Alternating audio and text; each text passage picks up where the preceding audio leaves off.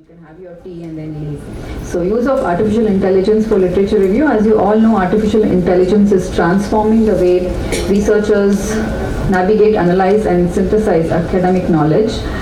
And we know the challenges these days. There has been an explosion of academic publications right from the time immemorial, but also from the time of COVID. So there has been surplus increase in the number of publications. This creates a significant challenge for researchers who are attempting to do a comprehensive literature review. So according to Semantic Scholar, there are around 200 million scientific papers that are indexed globally.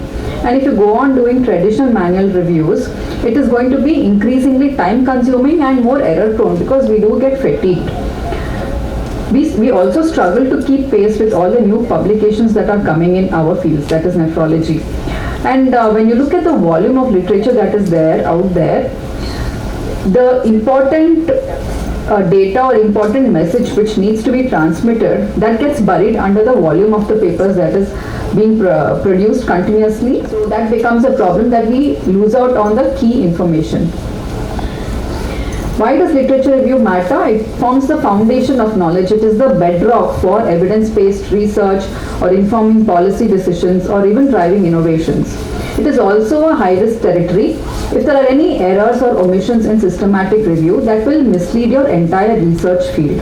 So that will lead to waste of your resources, waste of your time, waste of your energy, and potentially harm outcomes in applied science. So your literature review should be good. Also, if you have a very good literature review, the quality of your paper automatically improves.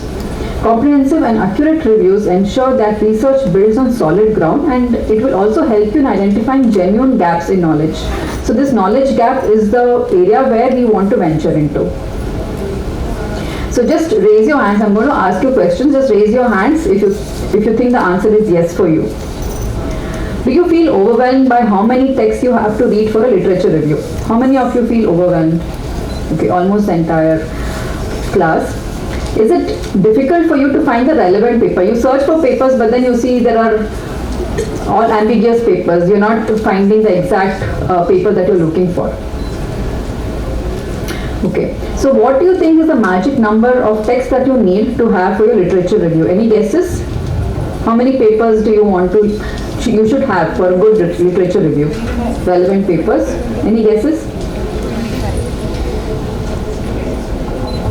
Any guesses, Neha? 25. Okay. Medhavi? Huh? 30, 40. Okay. Anyway, we will reach that number, but before that I will tell you the process to reach that particular number. So start by looking at recent publications not more than 5 years, because usually the recent publications are the accurate ones. And set good exclusion criteria in your search column. You must be clear what you're looking for. Are you looking for a journal paper or a book chapter? What type of study you are looking at? Is it randomized control trial, systematic review, or meta-analysis? What methodology are you looking for? Qualitative, quantitative? Where was the study conducted? Who or what was studied? Which part of the country the study was conducted? So set good exclusion criteria. So by the end of this, you will reach around hundreds of papers. And for you to go through hundreds of papers, it is definitely going to be time consuming, and it will take weeks or months of your time. So then just scan the titles and abstract of maybe this is 100 or 200 papers. Just scan the title and abstract with exclusion criteria in your mind, and finally you will reach the magic number, that is 50 papers. Now in this session I'm going to show you how you can convert 3 hours of review in how you can just finish off 3 hours of review in just 30 minutes with the help of artificial intelligence. Artificial intelligence has greatly reduced the time burden by improving the quality also, and the comprehensiveness of the literature review is also maintained, but just your time is reduced. This was a study which was conducted looking at the time required to do literature search traditionally, that is manually, versus AI assisted. So if you see the traditional method, that is the black bar. Obviously, the traditional method is taking more number of hours. If you look at literature search, it is around 15 hours, traditional method, whereas if you use AI, it is just 3 or 4 hours. So AI assisted reviews save your time by 70 to 90% across all stages while maintaining or improving the quality standards. Now AI has now entered the research arena. What does AI bring to literature review? The speed. It automates search, screening and data extraction process that traditionally consume days or weeks of your time. Scale. It can handle millions of papers simultaneously, which we cannot do. Humans cannot do that. We tend to get tired and fatigued. Consistency. The AI follows standardized algorithms and systematic evaluation criteria. So this would reduce the human error and also cognitive bias. The key AI technologies that are used these days are natural language processing. This is an advanced algorithm that would understand, interpret and analyze human language in research papers. This enables the machine to understand the complex academic text with the context. Large language models like GPT-4, they have the ability to summarize a paper, to reason out, to synthesize or generate ideas. Semantic search, before what we were doing was just keyword search. You put in a keyword and it would search the entire World Wide Web to find out what all articles are there, just matching that particular keyword. But now it is meaningful contextual search. So it goes beyond the keyword matching to understand the conceptual relationships. So it will retrieve relevant papers based on the meaning and the context rather than just matching the terminology. The human in the loop model is the most ideal model if you're using AI assistance for literature review. You should only use AI as a collaborative partner. It cannot replace researchers. Humans augment expertise through intelligent collaboration. AI will assist with time-consuming tasks, but researchers will ultimately retain control over the critical decisions. And you can also keep on refining the inclusion criteria and exclusion criteria on real-time basis till you get the relevant literature that you're looking for. Human judgment is always important to validate whatever AI is throwing at you. And quality assurance will definitely be your responsibility and not the responsibility of the AI. So this was one study which showed that GPT-4 had 90% accuracy in abstract screening and data extraction, less than 5% rates of omission and inaccuracy, and it had automated all the systematic, steps that were required in systematic review. Especially, it helped a lot in doing risk of bias assessment. So, we also should know to avoid plagiarism with the use of AI. Some of the universities these days have banned using AI for research. So you have to go back and check the university's guidelines, how you cannot use AI according to their university. Even the journals have some guidelines. Go back and check the journal's guidelines for what you can use AI and for what you cannot use AI. And some AI tools are known for hallucinating without eating mushrooms. Like the ChatGPT, it will throw fake information at you. It will give you fake references. So it becomes your responsibility to cross-verify whatever information that it is giving you. Never write the entire text using AI. Just use AI to generate ideas, to create the structure or the outline of your literature review, and probably to improve your language. But do not use AI to completely write your paper. So now let's dive in, and I'll just show you real time what are all the free softwares that are available. I'm also learning along with you all. So first one is Microsoft Copilot. Okay, so I'm going to PubMed. Can one of you just give a topic which you're interested in searching for? Any topic? Genetic testing in ADPKD.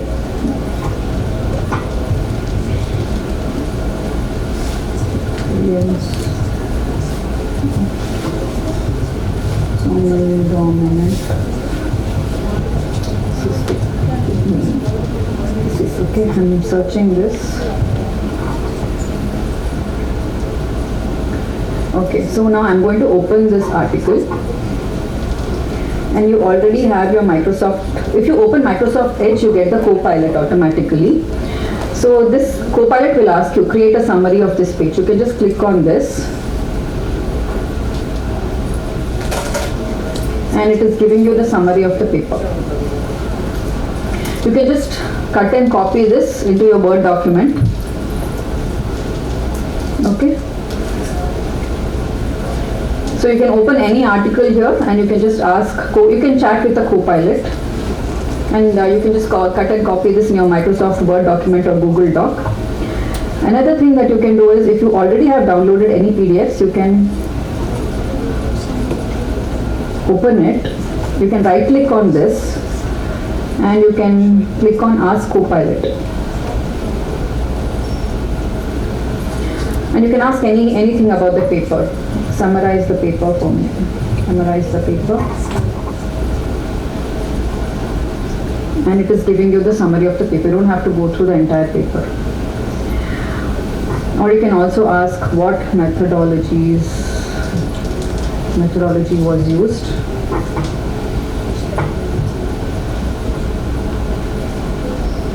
In this paper.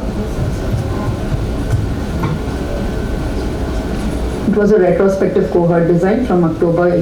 Participants were children and all that. So you can actually chat with the Microsoft Copilot, whatever questions you want. What was the limitation of the paper? What is the conclusion and all that stuff. So this is Microsoft Copilot. Next one is Semantic Scholar.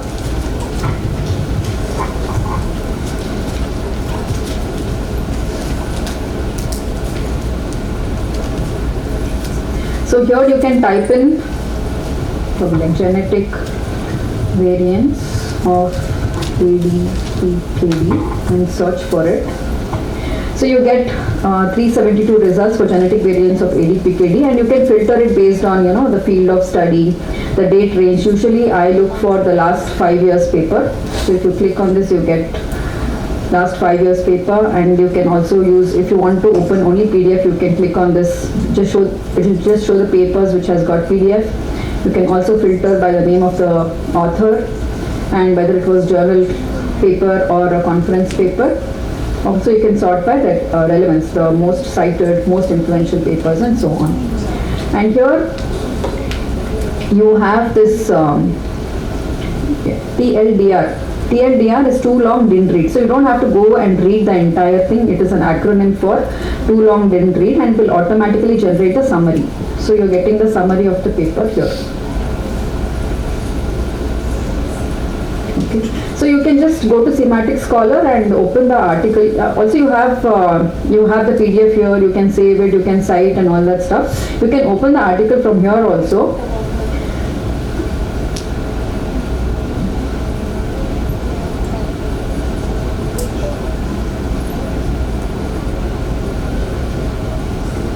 It will give you the link directly to open the article, and then you can activate Microsoft Copilot and get a summary of the paper. So you can combine both Microsoft Copilot and Semantic Scholar. Next one is Research Rabbit. I need to log in for this.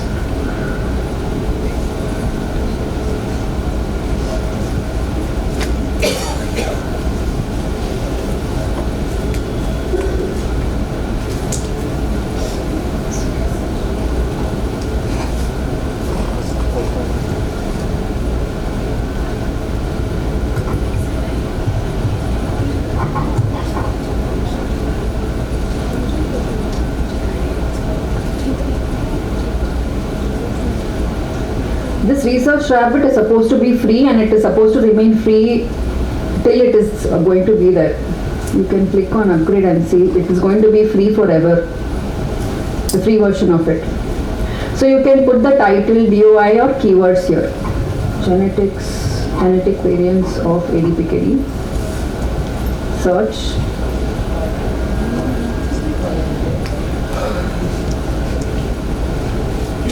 Okay, so there are many papers here that has come up.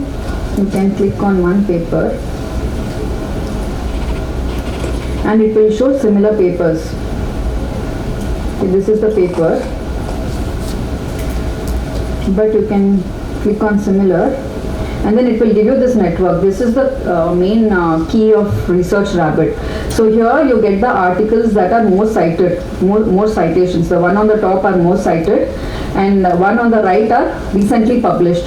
So this is the area that you're looking at, last 5 years papers and the most cited ones. So you can click on this.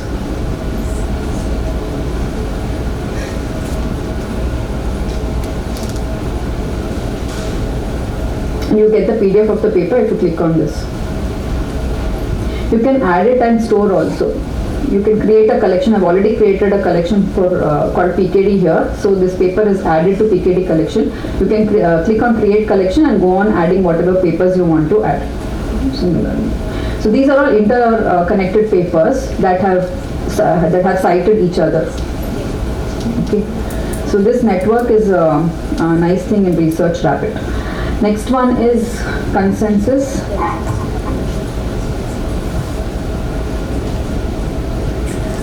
So can one of you just give me a hypothesis, research question?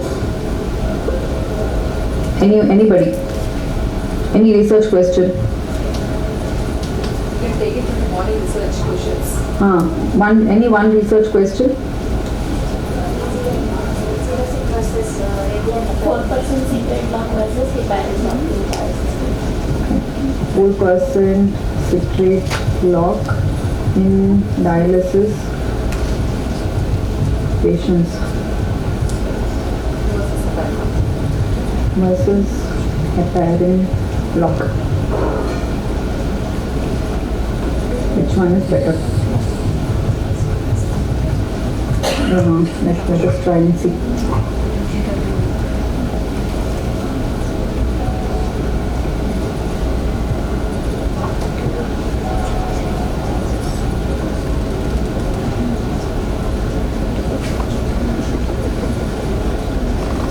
They are so open. It will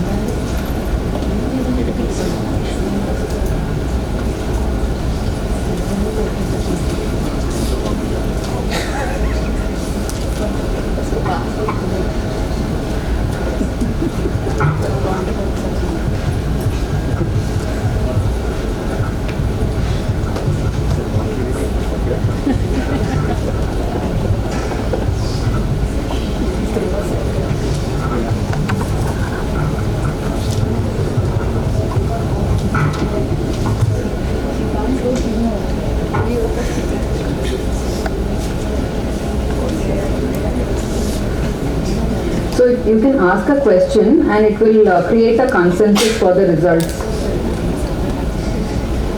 So there are 5 papers which says yes. Okay, and one paper is possibly 7%. 7% of the papers indicate possibility and 5 papers say yes. And 57% of the papers indicate no. So you can click on it and you will get the papers.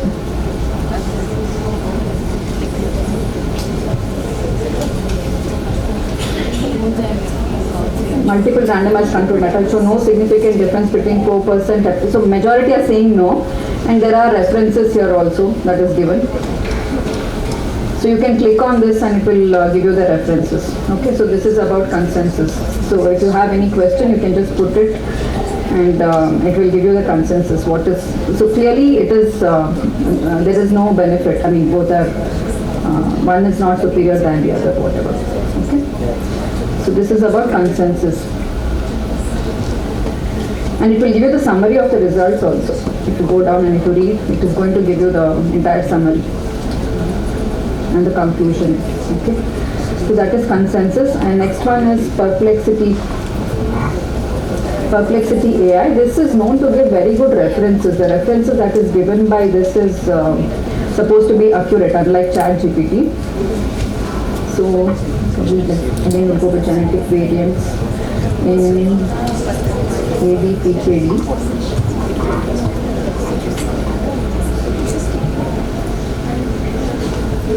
And it it will give you core ADPKD genes and variants along with reference. Okay, so it is giving you the content along with proper references also. So you can click on this and it will take you to the paper directly. So this is Perplexity.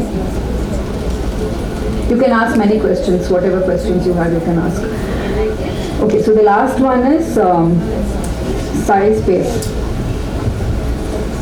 SciSpace.ai.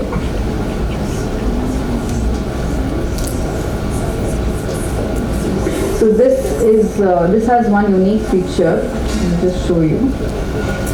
You have to go here and look for literature review. Okay, and if you're looking at genetic causes of polycystic kidney disease. Yeah, so you get so many papers here. Okay, on the left side you can see paper 10 out of 100. Okay, it is showing 10 papers on the left side, and on the right side it is giving you insights. You can compare the insights of this paper versus this paper. It is giving it in a tabular form. You can also go on adding a new column on the right. Like supposing you want to know the practical implications of each paper and you want to compare, just click on add practical implications and you get one more column here.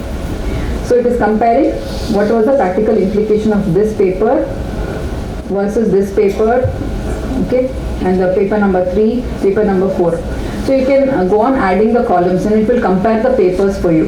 You don't have to go through the entire paper. And you get the PDF of the paper also. You can chat also. You can ask any question. What is the limitation of this paper?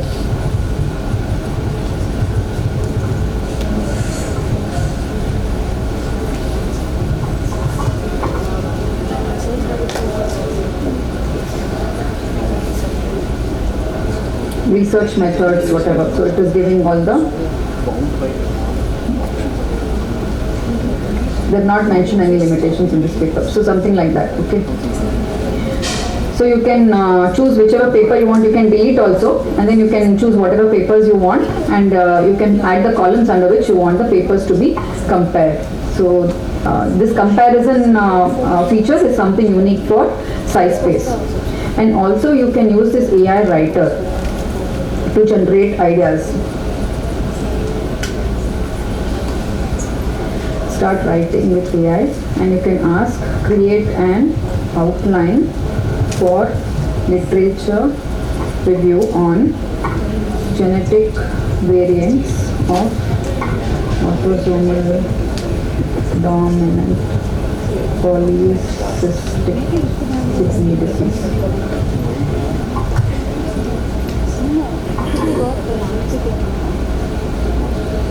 See, it has created an outline for you, background, importance. So you can keep this outline and go on filling. You can do your own research and fill. It will give you commands, it will give you prompts also what to add and all that stuff. See, it is already giving suggestions what to write overview. You can either choose it or you can disregard it. It is up to you. You always have to cross verify. So this is another nice feature, that it will give you an outline of the paper that you want to write for literature review. Yeah, so these are the main ones that are available for free. Going back to my presentation.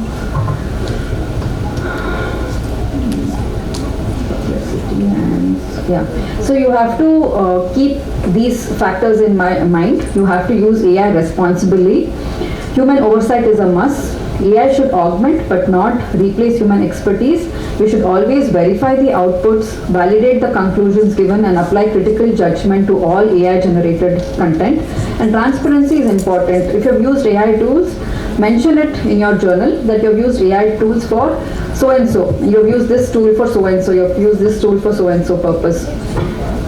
So ethical awareness is also important. Recognize potential bias, limitations, and risks, including hallucinations, while actively working to mitigate these challenges through thoughtful implementation. So make sure that you keep all these things in mind when you're using AI. So embrace AI as a collaborative partner. We should use the best of both worlds. Human strengths are critical thinking, contextual understanding, ethical judgment, and creativity. The strength of AI is in speed, scale, consistency, and pattern recognition. So we have to combine both Just AI strength or human strength will not be helpful in your research process. So both should be combined. Together we can have a faster, more comprehensive and higher quality research outcomes. Thank you.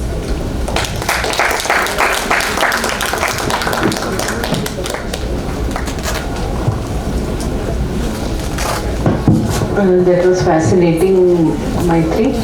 Actually, I have a question.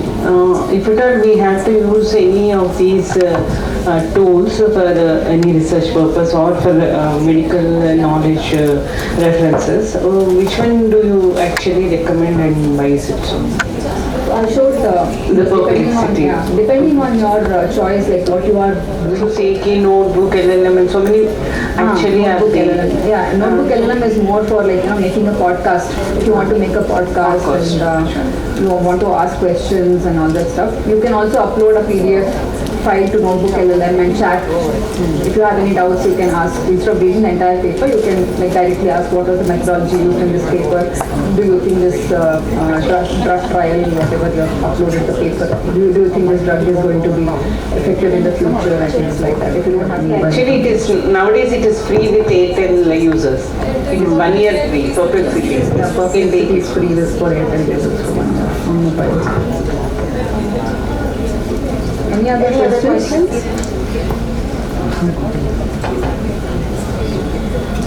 Is anybody using this already for your literature review? Anybody? Other than these? Other than these, if you know, you can share it with us also. Yeah, we are all learning. Fahad is nodding his head. No, I mean, we all, I guess now we've moved on to a time where if you don't use these, you're probably wasting your 5 years. So you can just stick on to those 5 papers. And probably you can take those 5 papers and put in size space and compare what you want to see. Like you can compare the insights of the papers or the limitations of the papers. You can choose how many papers you want on the left side. And you can choose your comparison criteria also. You can combine and use these these applications. But most of them are not free, right? Whatever I showed right now, everything was free. They have upgraded version also if you want, if you're interested in. Basic versions And are basic free. versions are all free. Perplexity has Perplexity Pro, but it has basic version also which is free. I have not bought any of these, except for Perplexity, I don't have any other. We don't have any questions. We close for today. I request Dr. Swanlata ma'am to give closing remarks.